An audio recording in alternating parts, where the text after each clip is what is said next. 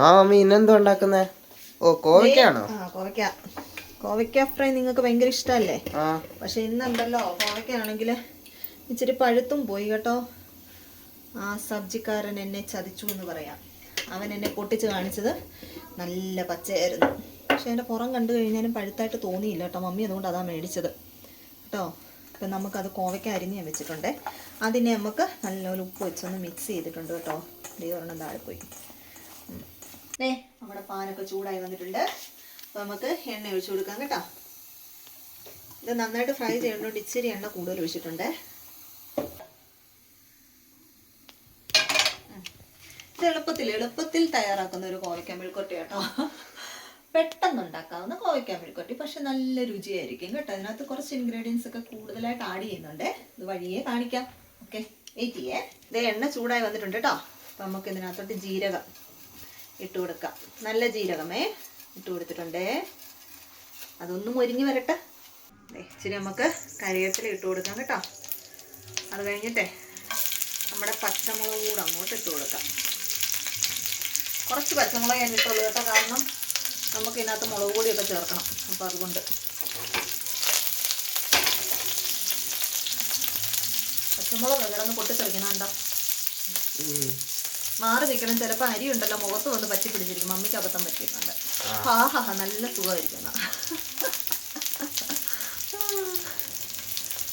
അപ്പം നമ്മുടെ മുളകൊക്കെ ഇതായി വരത്തുണ്ട്. ഇനി നമുക്ക് കോവയ്ക്ക ഇട്ട് കൊടുക്കാം കേട്ടോ. ഞാനിതിനകത്ത് സവാള ഒന്നും ഇടുന്നില്ല. നന്നായിട്ടൊന്ന് മിക്സപ്പ് ചെയ്ത് ഇതൊന്ന് മൊരിഞ്ഞൊക്കെ വരട്ടെ. എണ്ണ വേണമെങ്കിൽ വീണ്ടും എണ്ണ ഒഴിക്കണേ. മമ്മി ഇങ്ങനെ റെസിപ്പി ഒക്കെ ഉണ്ടാക്കുന്നത് നല്ലതല്ലേ? ഞങ്ങളിപ്പം വലുതായിട്ട് ഫ്യൂച്ചറിലൊക്കെ ഞങ്ങൾക്ക് ഉണ്ടാക്കാൻ വന്നില്ലെങ്കിൽ വീഡിയോ നോക്കി അറിയാലോ. ഓ, എവിടെയും ഹോസ്റ്റലിലൊക്കെ പോയിരിക്കുമ്പോൾ ഹോസ്റ്റൽ ഫുഡ് കാണുമല്ലോ. അല്ലാതെ നിങ്ങൾ സിംഗിളായിട്ടൊക്കെ താമസിക്കുമ്പോൾ മമ്മിയുടെ ഓർമ്മയൊക്കെ വേണമെങ്കിൽ ഓക്കെ. അപ്പം ദേ ഇത് ഒരുമാതിരിയൊക്കെ ഒന്ന് ഫ്രൈ ആയി വന്നിട്ടുണ്ട് കേട്ടോ. ഇനി നമുക്ക് ബാക്കി കുറച്ച് ഇൻഗ്രീഡിയൻസ് അതിനകത്തോട് ചേർത്താലോ. നമുക്ക് കുറച്ച് മഞ്ഞൾപ്പൊടി വാരി വിതറി ഇട്ട് കൊടുക്കും. ഇത്തിരി വേണ്ട, കുറച്ച്. ഇനി നമുക്ക് ഇതിനകത്ത് ഇച്ചിരി കുരുമുളക് പൊടി കേട്ടോ. നല്ല രുചിയായിരിക്കും. എല്ലാം കൂടി ഇട്ട് വരുമ്പോഴത്തേക്കിന് നമുക്ക് ജീരകപ്പൊടി.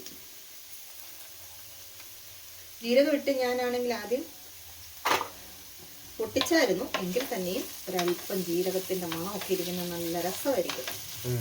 ഇവരെ നമുക്കെല്ലാം ഒന്ന് മിക്സ് ചെയ്ത് വെക്കാം. ഇനി നമുക്കുണ്ടല്ലോ ഫൈനലി എന്ത് ചെയ്യണമെന്നറിയാമോ?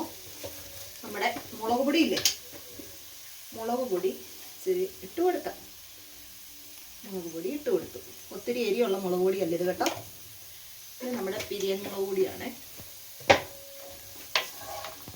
അപ്പം അതും എല്ലാം കൂടെ ഒന്ന് യോജിപ്പിച്ചു. നീ കണ്ടോ? ഇപ്പൊ ഒരു നല്ല മണം വരുന്നുണ്ടല്ലോ. ഇല്ലേടാ, നീ എന്താ മിണ്ടാത്തെ? ഞാൻ നോക്കിക്കൊണ്ടിരിക്കല്ലേ. നീ പഠിക്കുവാണോ? കുക്കിംഗ് പഠിക്കുക. ഇനി ഇവരെ ഒന്നുകൂടെ നന്നായിട്ടുണ്ടല്ലോ ഒന്ന് മൊരിച്ചെടുക്കണം.